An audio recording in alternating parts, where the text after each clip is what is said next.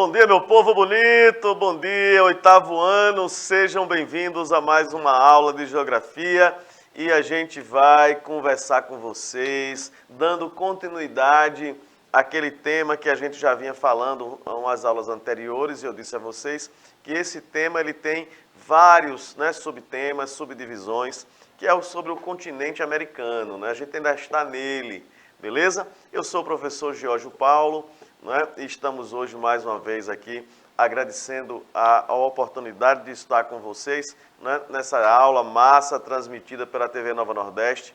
Mandar um abraço a todos os telespectadores que estão nos vendo pela TV Nova. Um abraço aos meus amigos, colegas, professores, que participam sempre aqui no chat com a gente também, dando contribuições, para que a gente possa fazer uma aula realmente que colabore com o trabalho e o andamento feito em sala de aula. Hoje nós contamos também com Kézia aqui com a gente, nossa intérprete de Libras, deixando a nossa aula mais acessível a todos vocês que têm aí um problema de audição ou de fala. Ao pessoal que tem baixa visão, eu sou o Matutinho Lindo, também conhecido como Matutinho Lindo, tem uma barbichinha, tem um óculos, cabelo baixinho, beleza? Mas enfim, e hoje eu trago também para vocês o meu amigo, professor Gilson Soares. Bom dia, professor Gilson. Bom dia, professor Giorgio. Não seria diferente, Um matutinho lindo com o quê? Um rostinho lindo aqui para vocês. Estou aqui sentado com um notebook na minha frente, cabelozinho baixinho, óculos arredondado, Digamos que arredondado. Estamos aqui para dialogar sobre a nossa queridíssima geografia. Estamos aqui aguardando as suas interações, já estou aqui com o Educa Recife aberto, pode mandar sua pergunta, que o professor Giorgio estará aqui tirando as suas dúvidas. Então, tem o QR Code, Juninho bota já o QR Code aí. Juninho Play. Exatamente. Bora, Juninho, coloca o QR Code, Juninho, na tela. Para o pessoal baixar o Educa Recife, também tem o canal no YouTube, pesquisa Educa Recife, tudo junto, playlist do 8º ano, você vai encontrar as aulas disponíveis para vocês. Interajam, que estamos aqui à disposição de vocês. Beleza, professor? Beleza, vamos nessa então? Vamos nessa, que foguete não tem ré, já dizia aí. Faltou o quê? Dar um cumprimentozinho ali com o para Kézia foi? Foi, faltou. Kézia, chega aqui batendo, Kézia. Agora sim, aí. Sim. É isso mesmo, meu povo bonito. Vamos lá, tela cheia aí, Juninho Play. Olha lá, meu povo, esse mapa aí para você refrescar a sua memória. Lembrar-vos que a colonização, ocupação e exploração territorial desse continente gigantesco que é o continente americano. Então a gente vai continuar o nosso tema e saber como se deu esse processo. O processo de quê, meu professor Gilson? De ocupação desse território, de colonização desse território, de exploração desse território, meu povo. E aí eu trago para vocês as imagens aí do mapa. Essa sua imagem do lado esquerdo, você vê logo em cima o Canadá e um pedacinho ali do Alasca, que pertence aos Estados Unidos da América. O país aí do meio, a bandeira dos Estados Unidos. Depois o México. E observe que logo após o México tem alguns outros pequenos países ali, algumas ilhas que já fazem parte da América Central, tá certo? E a América Central, você tem outros países, além de Cuba, Guatemala, Belize, Honduras, Haiti.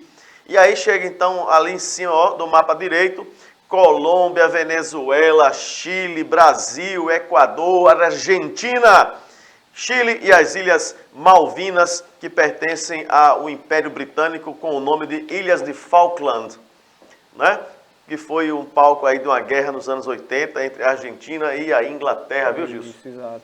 Tu lembra disso? Lembro. Lembra nada, tu não era nem nascido. Tu não era nem nascido em 80. Nasceu em que ano, Gilson? 94. Oxente, 94 é novinho, ó, Kézia. Novinho. Bom, gente, aí, ó, vê que essa imagem aí massa aí, o cara com o dedinho aí, seria aí, pelo mapa que está, você vê aí a África, Europa e Ásia. É isso, professor? Exatamente. Beleza, mas em virtude do processo, olha, de colonização de seus territórios, há uma grande variedade étnica, tá? Envolvendo os inúmeros povos nativos que habitavam em tempos pré-colombianos. O que é isso? Ó, corta para mim aqui rapidinho, Juninho Play.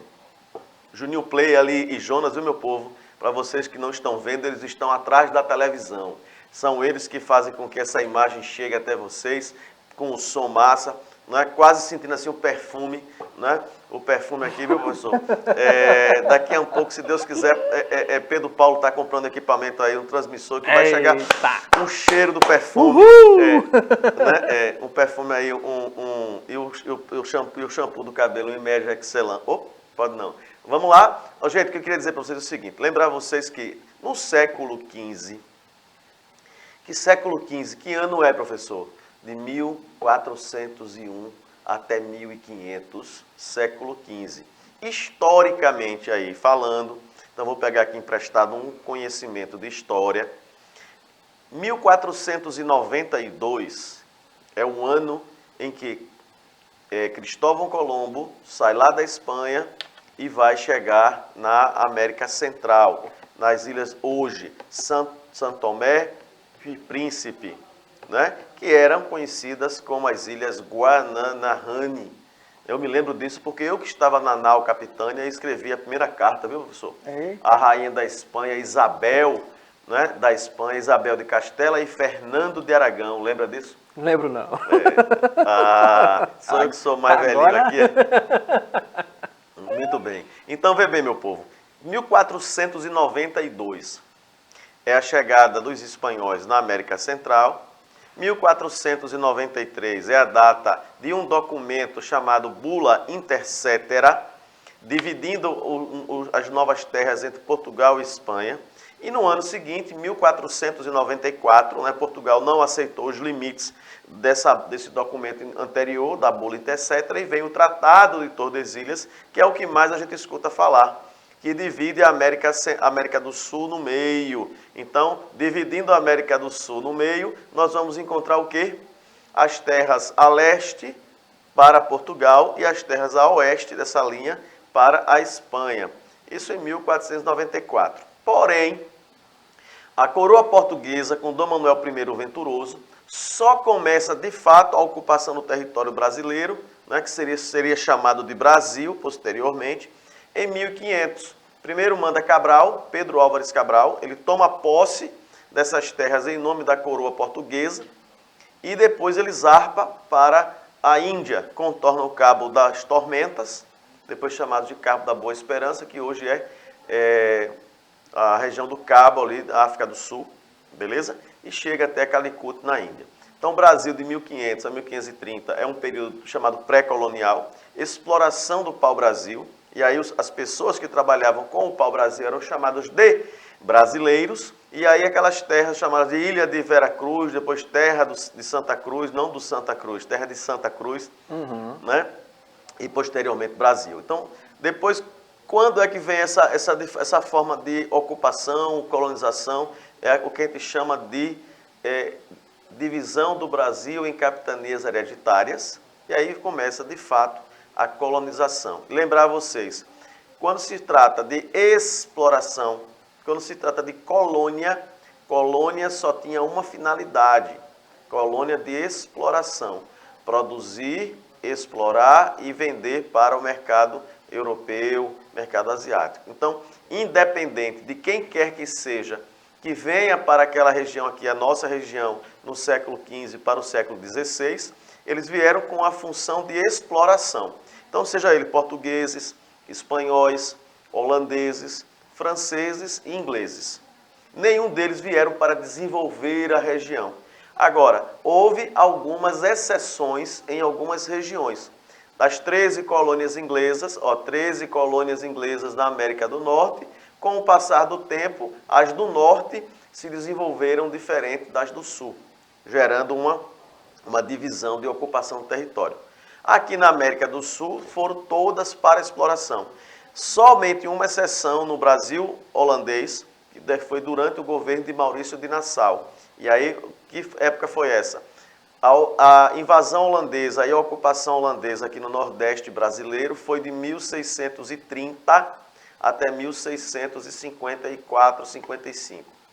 Nesse período, 1637 a 1644, foi o governo de Maurício de Nassau. Então, observe que do período holandês, que foi um período maior, que foi de 30 a 55, somente de 37 a 44 é que a gente teve um governo diferenciado, um governo que promoveu a urbanização, o desenvolvimento, o comércio intenso, o reflorescimento dos engenhos destruídos com as guerras de ocupação dos holandeses, porém, com o governo de Maurício de Nassau. É o chamado período nassoviano, e somente nesse período. Depois disso, os holandeses, né, a Câmara dos Escabinos, né, que é da West Indies Company, ou Companhia das Índias Ocidentais. Foi um desastre, por isso que gerou a expulsão, a guerra de expulsão dos holandeses, tá? Entendeu aí? Eu sei que foram informações, né, professor Gilson? Muitas, mas é para a gente se situar e pensar que se o Brasil fosse colonizado por teria sido melhor, teria não, meu povo. Era a mesma coisa, a receita era a mesma. Né? Plantation, grande propriedade, latifundiária, monocultora de exportação, mão de obra escrava, só. Tá? Depois, lógico, devido a situações particulares, num determinado período de tempo da história, as coisas mudaram um pouquinho. Então, a gente tem aí essa imagem aí de novo, tela cheia aí, por favor, Juninho Play, ou Jonas. Ó, grupos, olha, identitários europeus e as várias etnias africanas advindas por meio do processo de escravidão colonial. Aí, observem essas duas imagens aí, essas gravuras que eu trago. Eu trago, no primeiro plano aqui embaixo, já próximo da palavra, você vê um grupo de africanos, duas pessoas, né, fazendo um fogo, trazendo alguma coisa ali, mas mostrando a forma da escravidão, né, africana aqui no período colonial, não só no Brasil, né, mas também no território espanhol. Tá? Os ingleses também tiveram nas Antilhas, na América Central, na América do Norte, nas colônias do Sul dos Estados Unidos, beleza? E lá em cima, naquela imagem, você vê mais assim, por exemplo, o pessoal com a roupa, né, diferenciada. Aí é o período colonial lá na região norte, nos Estados Unidos e Canadá. Né? Você vê aí um grupo, duas mulheres, uma criança, mas você vê que esse pessoal estavam fugindo de guerras religiosas na Europa, era chamada Guerra dos 30 Anos, entre católicos e protestantes. Né? E aí, por exemplo, os Quakers, ou Quakers, você vê aí na aveia, tem aveia, aquela marca de aveia? Eu vou dizer aqui para não fazer muito propaganda, mas a aveia é Quaker. Quase que eu falei. É porque é o seguinte, os Quakers, eles eram um pessoal que eram protestantes. Então, era clássico aquela roupa do pastor, professor Gilson. Aí aquele pastorzinho, né, branco, com as bochechas rosadas, aquele chapéu e aquela roupa. E era um grupo um grupo religioso, como vieram os anabatistas, os presbiterianos, né, os anglicanos. Se bem que os anglicanos, eles eram da religião oficial da Inglaterra. Mas, assim como os anglicanos não aceitavam os católicos, também não aceitavam os protestantes de outras denominações, como, por exemplo, os luteranos, né? Depois os calvinistas, os huguenotes e os quakers. Né? A gente tem também outras comunidades que vão se fundarem aí nas colônias americanas, querendo partir do zero. O que é partir do zero, professor? O senhor imagina uma comunidade religiosa lá colonial? Pois é, né? Diga aí. Tanto é que quando a gente pega, o senhor citou aí o exemplo da marca lá que a gente não pode citar... Da aveia. Exatamente, da aveia. Você vê os trajes que tem, que simboliza justamente aquela marca. Sim. Você vê que tem um rapaz por trás com um chapéuzinho, com um lençozinho amarrado no pescoço, que é justamente a figura do próprio... pastor. Quaker. Porque, na verdade, a marca do produto era uma comunidade religiosa. Entendeu? O pastor daquela comunidade religiosa. Tem hoje os menonitas. Sim. Que é uma outra comunidade religiosa, que escolheram a área. Veja que coisa, uma área nos Estados Unidos que se assemelhava à época das pragas do Egito. Olha só, hein? Então, uma área alagada, de feito pantanosa, de pântano, com gafanhotos, com cobra, com muriçoca, porque eles vieram para cá, para o Novo Mundo, para tentar se redimir dos seus pecados e criar uma comunidade religiosa, sabe, voltada mais para a contemplação e a ordem lá evangélica, mas desculpa, evangélicas dos evangélicos, dos evangelhos de Mateus, Marcos, Lucas e João. Veja que eu estou misturando as coisas, né? Mas do Antigo Testamento, lá do Pentateuco, né? Você que talvez seja um católico mais estudioso da Bíblia ou um evangélico vai entender o que eu estou dizendo. Não é que eu falo da Bíblia lá do Antigo Testamento, aquelas primeiras comunidades. Então, buscar do zero uma comunidade. Então, elas enfrentaram muitos problemas e foi essa questão cultural que vai se desenvolvendo nessas colônias, não é? Principalmente na América do Norte, como também na América Central e na América do Sul. Lembrar vocês que geograficamente ou morfologicamente, do ponto de vista tectônico, ó, menino, bonito. A América é um continente só, tá certo? Isso. Agora ele está subdividido do ponto de vista cultural e político em América do Sul, América Central e América do Norte. Beleza? Isso. Ótimo, vamos para frente. Olha lá. Então, ó, na verdade, o principal fator que divide essas duas Américas, né, é o econômico, enquanto os anglo-saxões. Então, a gente vai dividir a América anglo-saxônica e a América latina, tá? Por isso essa divisão aí em duas formas. Então, enquanto os anglo-saxões possuem uma economia mais desenvolvida, os latinos, que é da América Latina, apresentam uma economia subdesenvolvida ou emergente. E o que quer dizer isso? Anglo-saxão, né, e latino. No aspecto cultural, da linguagem. Então você vê as línguas neolatinas e as línguas germânicas. Isso. Então, línguas germânicas de origem do alemão ou do anglo-saxão, que era historicamente os povos primitivos da Europa. Então você tem aí o inglês, o francês, ele fica aí entre, né, é uma mistura entre o anglo-saxão e o germânico, né? Mas está muito mais um pouquinho para o anglo-saxão. Mas você tem o alemão, o inglês, o holandês, que é diferente, né? Se você for para a Irlanda, o irlandês é diferente. Até na Escócia, a língua escocesa é diferente da língua britânica, da língua inglesa, né? Até no país de Gales, que é próximo a Londres, tem o galês, que é um dialeto próprio, né? E aí a gente parte para os neolatinos. Aí vem o português, o italiano, o espanhol, né? E aí vamos tendo as suas variações. O português brasileiro é diferente do português falado em Portugal, né? A gente tem aí, por exemplo, Moçambique, Angola, que fala português, mas fala o português com sotaque de Portugal, né? Goa, na Índia, imagina um indiano falando português. Na China também nós temos, né? Falando-se o português, mas o português de Portugal, ora pois. Você fala assim, o Portugal do português vem com uma linguagem diferente. Então, é diferente do que falamos cá. Sobre isso, né? Então, é sobre isso que eu quero dizer. Então, se você escutar um português de Portugal falando, se ele não falar devagar, ele atropela as palavras e a gente não entende. Né? Se eu fosse um português de Portugal, eu entendia perfeitamente. Como ele também, se a gente falar rápido, ele não entende. Ele fala um pouquinho mais devagar, por favor. Isso. Né? Ora, pois. Vamos lá? Olha lá, olha que imagem linda, tela cheia, meu amor. Reflexo da globalização no mundo. O que quer dizer globalização, professor Gilson Soares? É o processo de globalização, tem contribuído para o aumento, olha, das desigualdades sociais.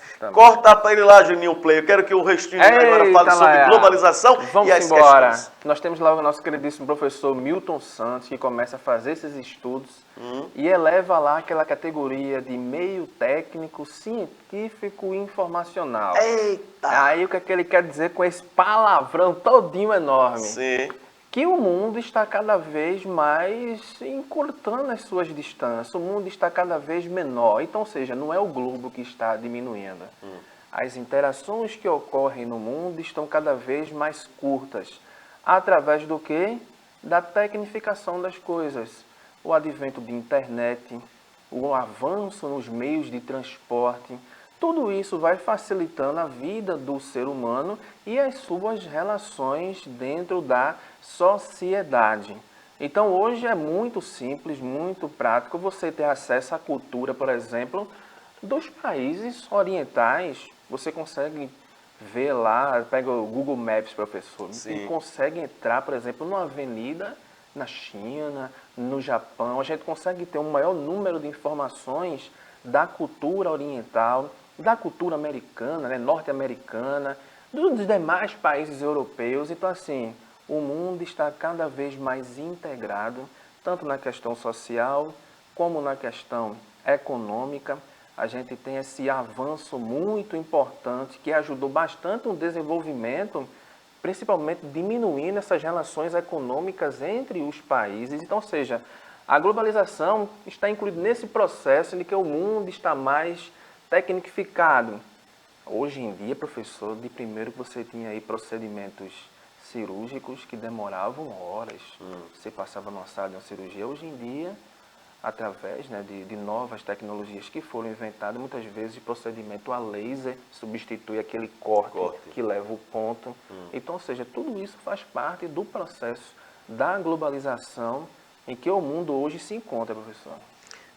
O que a gente hoje traz aí com essa questão da globalização é que a tecnologia, ela avançou muito. Exato. Não é? Mas essa tecnologia, ela ainda não chegou para todos. Então, eu vou falar aqui da igualdade. Daí é que entra as desigualdades. Né? A igualdade social, a equidade.